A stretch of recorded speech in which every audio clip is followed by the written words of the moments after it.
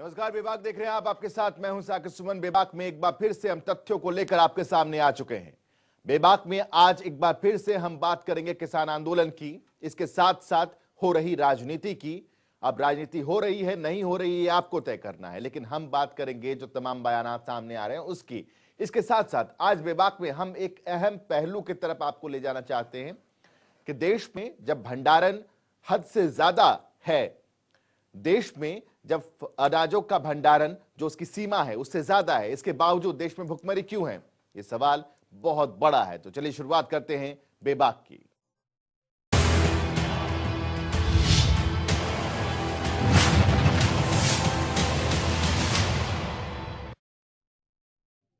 बेबाक में आज कई अहम पहलू हैं जिससे हम आपको रूबरू कराने वाले हैं। हम राजनीति की भी बात करेंगे, राजनीतिक दलों की भी बात करेंगे, किसानों की भी बात करेंगे और प्रधानमंत्रियों की भी बात करेंगे। जी हां, प्रधानमंत्रियों की बात करेंगे। मौजूदा सिर्फ प्रधानमंत्री की बात नहीं होगी। आपको बताएंगे सिलसिलेवार ढंग से कि जय जवान जय किसान का नारा देने के बाद से लगातार किसानों के उत्थान की बात तमाम प्रधानमंत्रियों ने की, लेकिन क्या आज की स्थिति बेहतर है? इसके अलावा बेबाक में आज आपके लिए क्या कुछ है, इस रिपोर्ट में देखिए।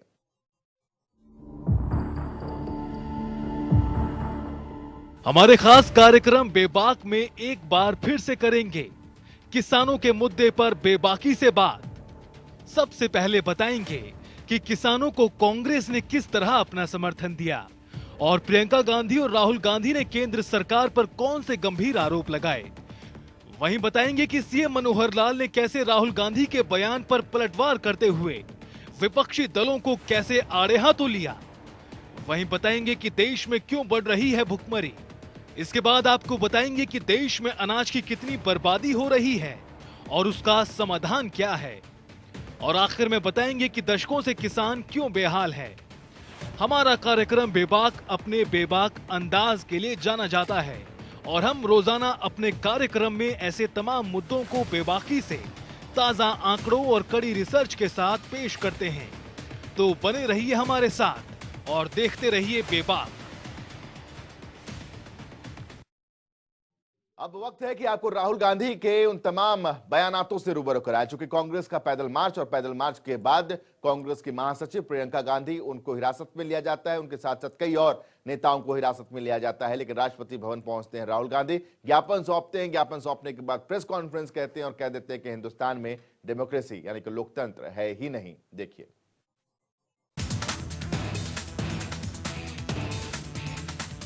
कृषि सुधार कानूनों के खिलाफ किसानों के आंदोलन को करीब 29 दिन हो गए हैं, लेकिन किसानों का मनोबल लगातार बरकरार है, क्योंकि किसानों को तमाम विपक्षी दलों के साथ साथ बॉलीवुड से लेकर विदेशों से भी समर्थन मिल रहा है। इसी कड़ी में देश की सबसे पुरानी पार्टी कांग्रेस भी किसानों के साथ आ गई है। इसके तहत गुरुवार को केंद्र सरकार के विरोध में कांग्रेस के कई नेता विजय चौक से राष्ट्रपति भवन तक मार्च निकालने पहुंच गए, लेकिन पुलिस ने इसकी इजाजत नहीं दी, जिसके बाद पुलिस ने प्रियंका गांधी समेत कई कांग्रेस के नेताओं को हिरासत में लिया, जिसमें केसी वेणुगोपाल, दीपेंद्र हुड्डा और रणदीप सुरजेवाला समेत कई नेता शामिल थे। इस मौके पर प्रियंका गांधी ने कहा कि बीजेपी नेता और समर्थक किसानों के लिए जो शब्द इस्तेमाल कर रहे हैं वो पाप है। अगर सरकार किसानों को देश विरोधी कहती है तो सरकार पापी है। किसानों की समस्या का हल तब निकलेगा जब सरकार उनका आदर करेगी। इस सरकार के खिलाफ किसी भी तरह के संतोष को आतंक के नजरिए से देखा जा रहा है। ये एक पाप है। अगर सरकार इनको देशद्रोह कह रहा है तो सरकार पापी है। किसान का बेटा होता है, आप सब जानते हैं, किसान का बेटा होता है। तो किसानों की जो आवाज ठुकरा रहा है, जो नहीं सुन रहा है, जो अपनी जिद पे अड़ा हुआ है, जबकि देश का अन्नदाता बाहर बैठा हुआ है ठंड में, महीनों से बैठा, 1 महीने से बैठा है, तो आप बताइए, तो आप बताइए उस सरकार के दिल में क्या जवान के लिए, क्या किसान के लिए कोई आदर है कि सिर्फ अपनी राजनीति का आदर है, अपने जो पूंजीपति मित्रों हैं उनका आदर है। वहीं दूसरी तरफ कांग्रेस के राहुल गांधी और गुलाम नबी आजाद ने राष्ट्रपति से मिलकर किसानों के मामले में दखल की मांग की और राष्ट्रपति भवन से निकलने के बाद राहुल गांधी ने कहा कि किसान, छोटे व्यापारी देश की अर्थव्यवस्था की रीढ़ हैं। अगर कृषि व्यवस्था को छेड़ा जाएगा तो इसका असर पूरे देश पर पड़ेगा, इसलिए ऐसे कानूनों को वापस लेना चाहिए। प्रधानमंत्री सिर्फ 2-3 लोगों को फायदा पहुंचाना चाहते हैं। प्रधानमंत्री को ये नहीं सोचना चाहिए कि किसान और मजदूर घर चले जाएंगे, नहीं जाएंगे जब तक ये कानून वापस नहीं लिया जाएगा। जॉइंट सेशन कीजिए और कानून को एकदम वापस लीजिए, क्योंकि किसान वापस नहीं जाने वाला है। और हम सब, विपक्ष की सब पार्टियां किसानों के साथ, मजदूरों के साथ खड़े हैं और खड़े रहेंगे। और नरेंद्र मोदी किसके लिए काम कर रहे हैं वो मैंने आपको बता दिया। उनके 2-3 आसपास के क्रोनी कैपिटलिस्ट हैं जिनको वो पूरा का पूरा हिंदुस्तान पकड़ा रहे हैं। ये रियलिटी। वहीं प्रियंका गांधी को हिरासत में लिए जाने पर राहुल गांधी ने कहा कि आज देश में लोकतंत्र नहीं बचा है। पीटना और हिरासत में लेना इस सरकार का काम बन गया है। सरकार की इन नीतियों की वजह से देश में किसी युवा को नौकरी नहीं मिलेगी। छोटे व्यापार खत्म हो जाएंगे। मोदी क्रोनी कैपिटलिस्ट के लिए पैसा बना रहे हैं। जो भी उनके खिलाफ खड़े होने की कोशिश करेगा उसे आतंकी करार दिया जाएगा, फिर चाहे वो किसान हो, मजदूर हो या फिर आरएसएस के प्रमुख मोहन भागवत ही क्यों ना हो। कि कौन सी देश की बात कर रहे हो? डेमोक्रेसी या मतलब कौन से देश की बात कर रहे हो? इंडिया की बात कर रहे हो? इंडिया में कोई डेमोक्रेसी नहीं है। डेमोक्रेसी इंडिया में ये मतलब आपके इमेजिनेशन में हो सकती है, मगर रियलिटी में है नहीं। अगर प्रधानमंत्री जी ने कानून वापस नहीं लिए, सिर्फ बीजेपी को नहीं, सिर्फ आरएसएस को नहीं, देश को नुकसान होने जा रहा है। बीजेपी, नरेंद्र मोदी जी का एक ही लक्ष्य है और वो किसान समझ गया है, मजदूर समझ गया है।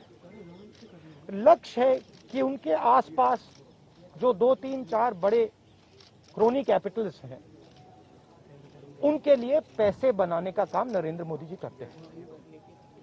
जो भी नरेंद्र मोदी जी के खिलाफ खड़े होते हैं वो उनके बारे में कुछ ना कुछ गलत बोलते रहते हैं। किसान खड़े हो जाएंगे तो किसान को आतंकवादी बोलेंगे, मजदूर खड़े हो जाएंगे तो मजदूर को आतंकवादी बोलेंगे। एक दिन अगर मोहन भागवत खड़े हो गए तो कहेंगे ये भी आतंकवादी। मतलब जो भी नरेंद्र मोदी जी से सत्ता लेने की कोशिश करेगा वो आतंकवादी है। और नरेंद्र मोदी किसके लिए काम कर रहे हैं वो मैंने आपको बता दिया। उनके 2-3 आसपास के क्रोनी कैपिटलिस्ट हैं जिनको वो पूरा का पूरा हिंदुस्तान पकड़ा रहे हैं।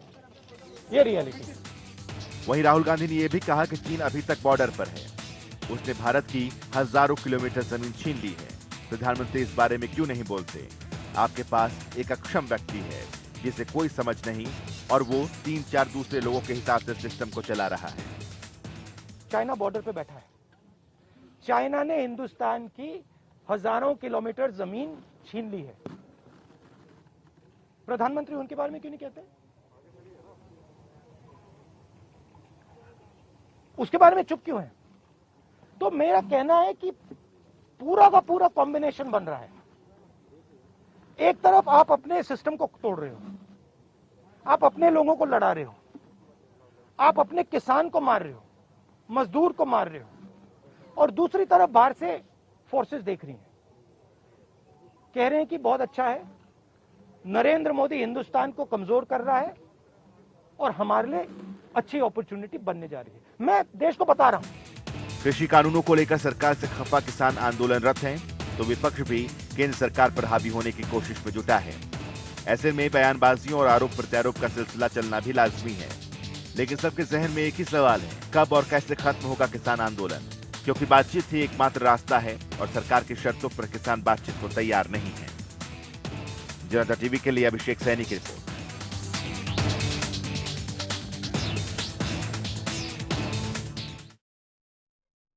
देश की राजधानी से राहुल गांधी ने कहा कि हिंदुस्तान में लोकतंत्र नहीं है, तो यह बात सबसे पहले राजधानी दिल्ली और दिल्ली से सटे हरियाणा तक पहुंची और हरियाणा के मुख्यमंत्री ने इस पर पलटवार किया और राहुल गांधी को आड़े हाथों लिया। क्या कुछ कहा उन्होंने, सुनिए जरा आप।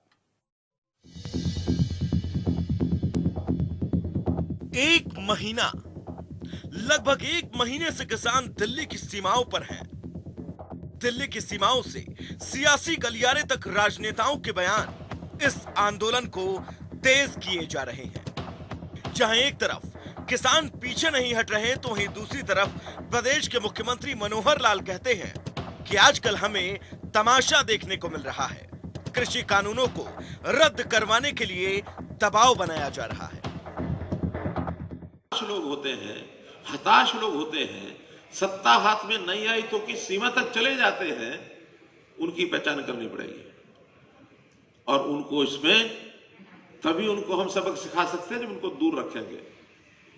अब ये आजकल तमाशा हम देख रहे हैं ना कि ये कानून रद्द कराएंगे, दबाव, हम लोग बैठे हैं, इस कानून को वापस लो। मुख्यमंत्री ने लोकतंत्र को लेकर एक बयान दिया, जिस बयान के पीछे की वजह कांग्रेस के पूर्व अध्यक्ष राहुल गांधी थे, क्योंकि राष्ट्रपति को कृषि कानूनों पर ज्ञापन सौंपने के बाद राहुल गांधी कहते हैं कि भारत में डेमोक्रेसी नहीं है। इस बयान को सुनने के बाद मुख्यमंत्री मनोहर लाल का इस बयान पर जवाब भी सुनिए। इंडिया में कोई डेमोक्रेसी नहीं है। डेमोक्रेसी इंडिया में ये मतलब आपके इमेजिनेशन में हो सकती है, मगर रियलिटी में है नहीं। ये डेमोक्रेसी है क्या?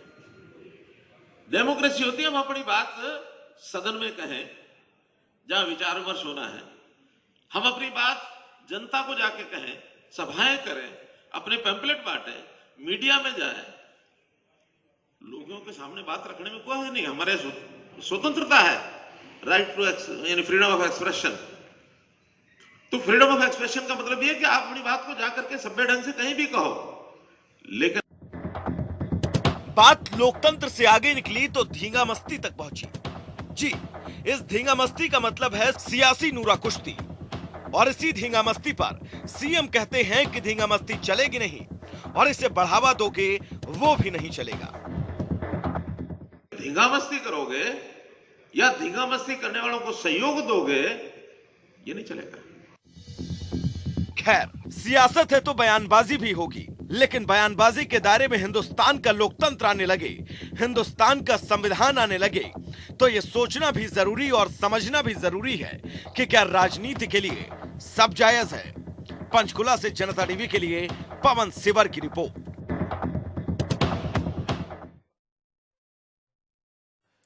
बेबाक में सबसे दिलचस्प एक आंकड़ा रखने आज हम जा रहे हैं कि आखिर जब पैदावार अच्छी होती है, भंडारण भी सीमा से ज्यादा है, अनुपात से ज्यादा है, तो भी देश में भुखमरी क्यों है। देखिए इस रिपोर्ट को, समझिए कि आंकड़ा किस तरीके से आगे बढ़ रहा है भुखमरी का हिंदुस्तान में।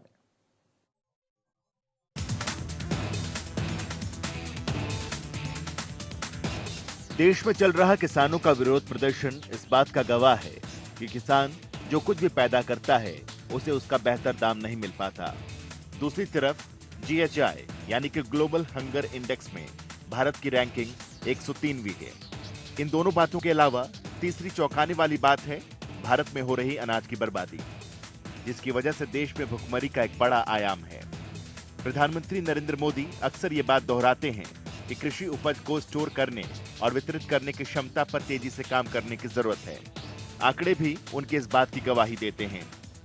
भारत हर साल सस्ता या मुफ्त अनाज मुहैया कराने पर करीब 1,50,000 करोड़ रुपए खर्च करता है, जबकि 2016 में एक स्टडी के मुताबिक यह अनुमान लगाया गया कि भारत में अनाज की बर्बादी के चलते सालाना 92,651 करोड़ रुपए का नुकसान होता है।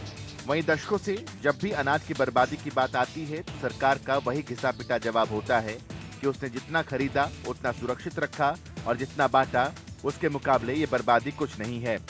हाल ही में 20 सितंबर को सरकार ने आंकड़ा जारी किया, जिसे अप्रैल के तत्कालीन खाद्य आपूर्ति मंत्री स्वर्गीय रामविलास पासवान ने पेश किया था। पासवान ने संसद को सूचित किया था कि भारतीय खाद्य निगम की ओर से खरीदा गया सिर्फ 0.02 लाख टन अनाज बर्बाद हुआ, लेकिन अनाज की बर्बादी के सवाल पर सरकार सिर्फ FCI का जिक्र करती है, जबकि जितने अनाज की बर्बादी होती है उसमें FCI का योगदान बहुत छोटा है। आइए आपको बताते हैं कि भारत में अनाज की बर्बादी कब कब और कितनी कितनी हुई। 2015-16 में सरकार ने 62.3 मिलियन टन चावल और गेहूं खरीदा, जिसमें से 3,116 टन अनाज बर्बाद हो गया। ये कुल खरीद का सिर्फ 0.005% है। 2016-17 में 61 मिलियन टन की कुल खरीद में से सिर्फ 0.014% बर्बाद हुआ। 2017-18 और 2018-19 में अनाज की बर्बादी 0.003% और 0.006% रही। 2019-20 में सरकार ने 75.17 मिलियन टन अनाज खरीदा, जिसमें से 1,930 टन बर्बाद हुआ, जो कुल खरीद का 0.002% है। अनाज की ये बर्बादी तो आंकड़ों तक सीमित है।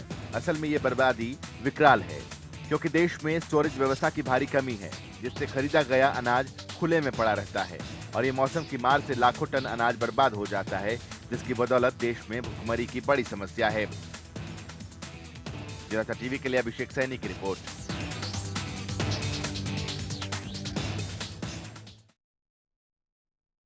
अब एक और दिलचस्प रिपोर्ट से हम आपको रूबरू कराने जा रहे हैं कि आखिर हिंदुस्तान में अनाजों की बर्बादी, फल सब्जियों की बर्बादी, इसका आंकड़ा भी समझिए। ये भी अपने आप में बहुत दिलचस्प है, क्योंकि हिंदुस्तान में जो अनाज हैं वो लोगों तक पहुंच नहीं रहे, वो खा नहीं पा रहे, बजाय इसके वो अनाज, वो फल सब्जियां खराब हो जाती हैं। इसके पीछे की वजह क्या है ये भी समझिए, और सरकारी आंकड़ा है, ध्यान से देखिए।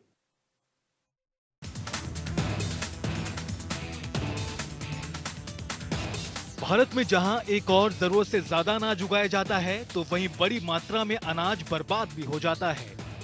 ऐसे में सरकार एफसीआई के गोदामों में कम बर्बादी का हवाला देती है, लेकिन नुकसान बहुत ज्यादा व्यापक है। भारत में अनाज का कुल उत्पादन लगभग 30 करोड़ टन है और एफसीआई सिर्फ 8 करोड़ टन की खरीद करता है, जो भारत के कुल उत्पादन का करीब 1/4 है। वहीं बचे हुए अनाज का ज्यादातर हिस्सा खुले में पड़ा रहता है। कई तरह के अनाजों में भारत सबसे ज्यादा उत्पादन करता है, लेकिन दशकों से अनाज की बर्बादी का चलन बना हुआ है।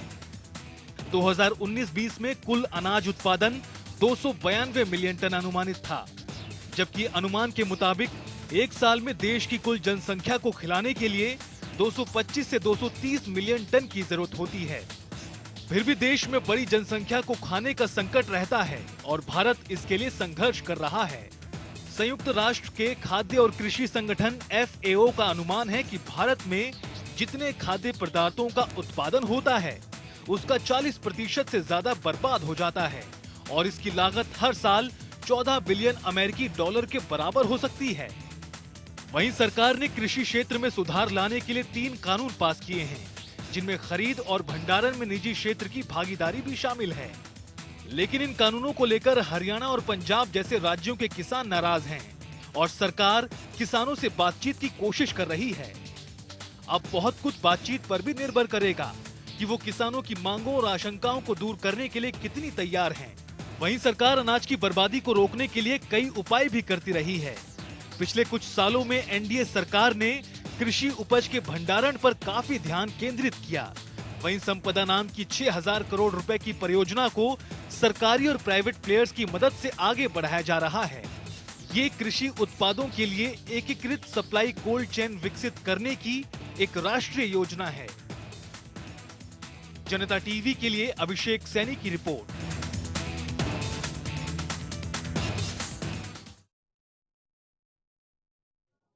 बेबाक की अपनी अंतिम रिपोर्ट में आज हम आपको बताएंगे कि आखिर प्रधानमंत्री किस तरीके से किसानों के उत्थान की बात करते हैं। चाहे हम जय जवान जय किसान के नारे के साथ से शुरू करें या फिर मौजूदा दौर में लाल किले की प्राचीर से प्रधानमंत्री नरेंद्र मोदी का स्टेटमेंट देख लीजिए। हर प्रधानमंत्री किसानों के विकास, किसानों के उत्थान, किसानों की भलाई की बात करते आए हैं लाल किले की प्राचीर से। लेकिन आज भी मौजूदा दौर में किसानों की स्थिति क्या है, किसी से छुपी नहीं है। देखिए ये रिपोर्ट।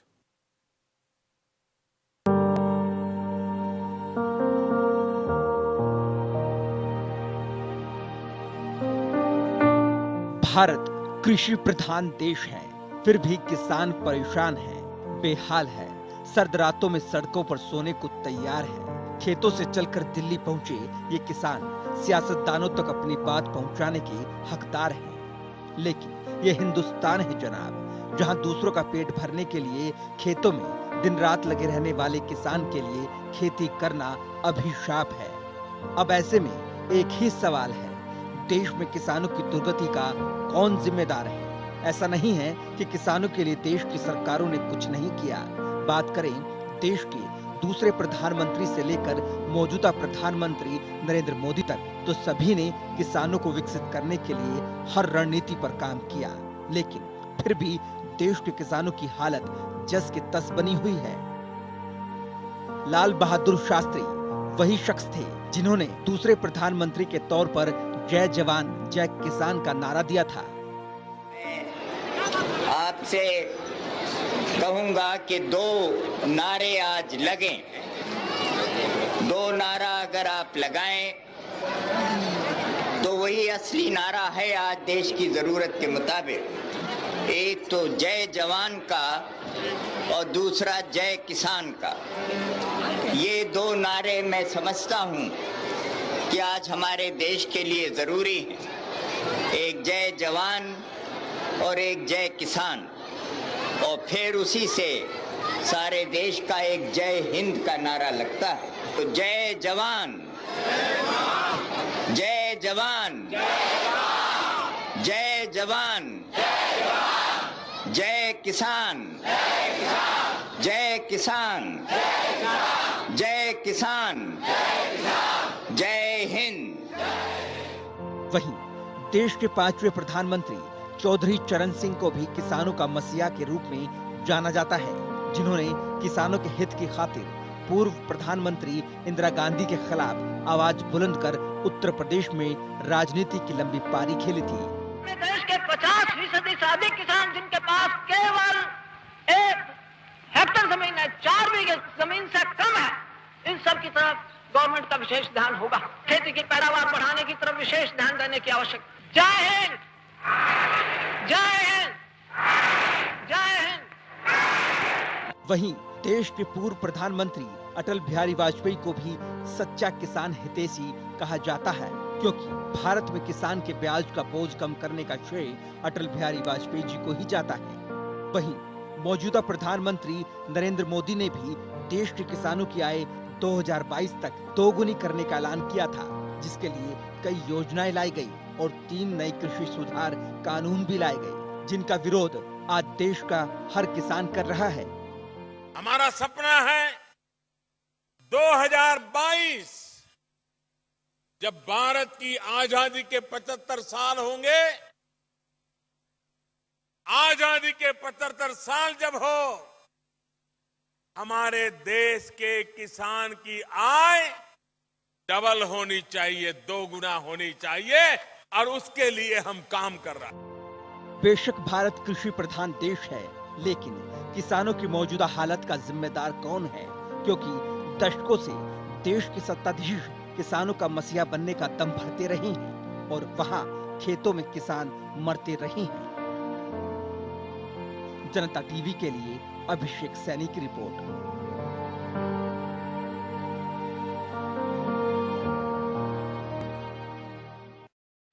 इसी के साथ बेबाक में आज के लिए बस इतना ही। कल कुछ और तथ्यों के साथ आपके सामने हाजिर होंगे। फिलहाल दीजिए इजाजत, नमस्कार। एक छोटा सा ब्रेक, खबरों का सिलसिला जारी।